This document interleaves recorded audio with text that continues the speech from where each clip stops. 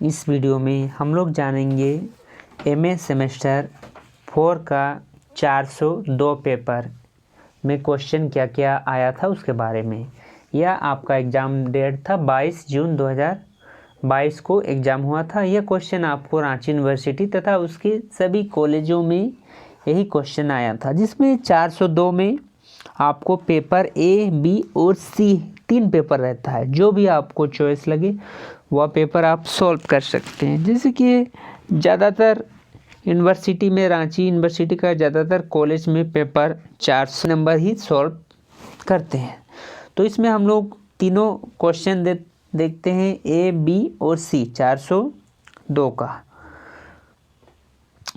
पहला है group A का पहला क्वेश्चन, प्रयोजनमूलक शब्द का अनुवाद। प्रयोजनमूलक भाषा और अनुवाद के लेखक का नाम लिखिए। प्रयोजनमूलक भाषा और अनुवाद के लेखक का नाम है राम गोपाल सिंह। दूसरा है सर्वप्रथम हिंदी दिवस कब मनाया जाता है सर्वप्रथम हिंदी दिवस कब मनाया गया था? तो इसका आंसर है 14 सितंबर 1949 को सर्वप्रथम हिंदी दिवस मनाया गया। तीसरा, सरस्वती पत्रिका के संपादक कौन थे? सरस्वती पत्रिका के संपादक महावीर प्रसाद द्विवेदी थे। ग्लोबलाइजेशन का हिंदी अनुवाद क्या है? तो इसका हिंदी अनुवाद है भूमंडलीकरण। अंगा में है प्रगतिशील लेखक संघ की स्थापना कब हुई? तो इसका आंसर है 1935। दूसरा, ये 5 नंबर का एक प्रश्न है। ये प्रश्न है निम्नलिखित लघु उत्तरीय प्रश्न की उत्तर दे। प्रश्न है हिंदी भविष्य एवं उपयोगिता पर विचार कीजिए, यानी कि हिंदी का भविष्य क्या है और इसका उपयोगिता पर विचार कीजिए। अथवा भूमंडलीकरण और बाजारवाद की स्पर्धा में हिंदी की स्थान सुनिश्चित कीजिए। ये 2 ही प्रश्न है जिसको आपको एक बनाना होगा। तीसरा में है 15 नंबर वाला क्वेश्चन, जिसमें आपको सिर्फ 4 ही बनाना हो गया। निम्नलिखित में से किन्हीं 4 प्रश्नों के उत्तर दें। पहला है प्रयोजन मूलक हिंदी को परिभाषित करते हुए उनकी प्रासंगिकता पर विचार कीजिए। ख में है प्रयोजन मूलक हिंदी की समस्या एवं समाधान पर प्रकाश डालिए। यह भी ख नंबर। ग में है प्रयोजन मूलक हिंदी एवं साहित्यिक हिंदी में अंतर स्पष्ट करें। अंग में है राजभाषा और राष्ट्रीय भाषा में अंतर क्या है? ये एकदम ही आसान सवाल है। अंग में है विश्व हिंदी सम्मेलन की परंपराओं एवं उनकी उपलब्धियों पर प्रकाश डालें। और च में है राजभाषा हिंदी की दशा एवं दिशा को सुनिश्चित करें। ये पेपर 402 का ए नंबर था। आप 402 का बी नंबर जानते हैं, यानी कि आप जो मन 100 क्वेश्चन बना सकते हैं, यानी कि 3 होगा। आपको जो सब्जेक्ट चाहे ले सकते हैं। 402 का ए, बी या सी तीनों ग्रुप में से एक ग्रुप को आप ले सकते हैं। ये है दूसरा। बी ग्रुप में है निम्नलिखित अति लघु उत्तरीय प्रश्नों के उत्तर दे। तो इसमें है पहला प्रश्न, शोध भाषा किसे कहते हैं? दूसरा है अनुवाद का आदर्श क्या है? क में है रिकमांडेड का हिंदी क्या है? ग में है अनुवाद करने के लिए अनुवादक को कितनी भाषाओं की जानकारी होनी चाहिए? यानी अनुवाद, किसी भी भाषा को अनुवाद करने के लिए मुख्यतः तो 2 भाषा की ही जानकारी होनी चाहिए।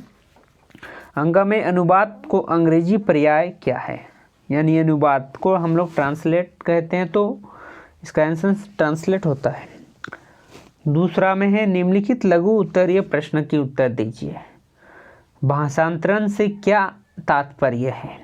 अथवा अनुवाद के भेदों का उल्लेख कीजिए। ये आपको एक सवाल का जवाब देना होगा 5 नंबर, और उधर एक एक करके 5 नंबर 10 नंबर हो गया। और 60 नंबर का 15 नंबर वाला 4 गो क्वेश्चन को आपको जवाब देना होगा। तो इसका पहला क्वेश्चन है, अनुवाद की अवधारणा स्पष्ट करते हुए उसके स्वरूप की विवेचना करें। यानी अनुवाद की क्या क्या अवधारणा है और उसकी क्या क्या स्वरूप है, उसकी विवेचना करना होगा। घ में अनुवाद की प्रकृति पर प्रकाश डालें। अनुवाद की क्या क्या प्रकृति, उस पर प्रकाश डालना होगा। गौ में है भाषा के विकास में अनुवाद की भूमिका स्पष्ट कीजिए। भाषा का विकास कैसे हुआ था, उसमें अनुवाद की भूमिका को स्पष्ट करना होगा। घ में परिभाषिक शब्दावली के अनुवाद की समस्या पर प्रकाश डालें। परिभाषित शब्दावली और अनुवाद की समस्या पर प्रकाश डालना होगा। अंगा में तकनीकी अनुवाद के स्वरूप की विवेचना करें। तकनीकी अनुवाद की स्वरूप की विवेचना करना होगा। च में अनुवाद की प्रक्रिया की व्याख्या कीजिए। अनुवाद की क्या क्या प्रक्रिया है उसके बारे में व्याख्या करें। ये ग्रुप बी खत्म होता है। आप जानते हैं 402 का ग्रुप सी, यानी ग्रुप सी में क्या क्या प्रश्न है, तो इसमें भी सेम प्रश्न होते हैं। तो पहला में है निम्नलिखित अत्यंत लघु उत्तरीय प्रश्नों के उत्तर दें। पहला, जंगलतम के लेखक का क्या नाम है।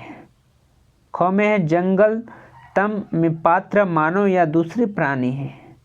ग में एक और जनी शिकार की रचना किसने की है। ये एक पुस्तक है, इसकी रचनाकार के नाम हमको लिखना होगा। घ में है फादर कामिल बुल्की कौन थे। अंगा में है ग्लोबल गांव की देवता के रचयिता कौन है। उसके बाद हमारा आता है 2 नंबर यानी 5 नंबर वाला प्रश्न, जिसमें 2 प्रश्न है, इसमें आपको लिखना होगा एक का आंसर। फादर कामिल बुल्की अथवा में है डॉक्टर श्रवण कुमार गोस्वामी की जीवन परिचय को रेखांकित कीजिए। एक तो आपको फादर कामिल बुल्की या डॉक्टर श्रवण कुमार गोस्वामी की जीवन परिचय को रेखांकित करना होगा। दोनों में से एक बना सकते हैं। तीसरा में है निम्नलिखित में से किन्हीं 4 प्रश्नों की उत्तर दें। यह आपको 15 नंबर वाला प्रश्न है, जिसमें आपको 4 को ही बनाना होगा। 15 × 4 यानी कि 60 नंबर और 5 नंबर ऑब्जेक्टिव और 5 नंबर 1 शॉर्ट राइटिंग के लिए, यानी टोटल 70 नंबर का होगा आपका। तो इसमें 15 नंबर वाला में से पहला क्वेश्चन है जंगल तम की कथा वस्तु की केंद्र में निहित उद्देश्य को दर्शाए। घ में है झारखंड में हिंदी साहित्य की पृष्ठभूमि को अंकित कीजिए। गो में है ग्लोबल गांव की देवता की कथा वस्तु पर प्रकाश डालें। घ में है झारखंड में रचित काव्य ग्रंथ की विवेचना करें। अंगा में है हिंदी उपन्यासों की स्थिति झारखंडों में कैसे रही है, सटीक उत्तर दीजिए। च में है फादर कामिल बुल्की का साहित्यिक योगदान की समीक्षा कीजिए। यह आपको 3 पेपर मिलते हैं इसमें, 402A, 402B, 402C, जिसमें आपको तीनों में से एक का आपको आंसर बनाना होगा। तो आपको जो भी आप सब्जेक्ट रखते हैं उसी का आंसर बनाना होगा, यानी कि आप रजिस्ट्रेशन समय अलग सब्जेक्ट रखते हैं और क्वेश्चन देखते हैं कि अलग में है 402 का ए रखते हैं और आपको क्वेश्चन देखते हैं 402B में आसान क्वेश्चन है, तो आप 402B का नहीं बना सकते हैं। यानी कि आपका एडमिट कार्ड में लिखा हुआ रहेगा कि आप कौन सा सब्जेक्ट लेते हैं और कौन सा आपको बनाना होगा। तो आप अपने अनुसार जो भी सब्जेक्ट का तैयारी करते हैं उसका तो आप पहले से ही तैयारी करते हैं, तो उसमें आप लिख सकते हैं। यह क्वेश्चन आपको रांची यूनिवर्सिटी तथा रांची यूनिवर्सिटी के जितने भी कॉलेज हैं उसमें यह क्वेश्चन आ सकता है, जो कि इसका एग्ज़ाम डेट था 22 जून 2022 को। यह क्वेश्चन रांची यूनिवर्सिटी द्वारा एग्ज़ाम में पूछा गया था, जो 2022 का क्वेश्चन था।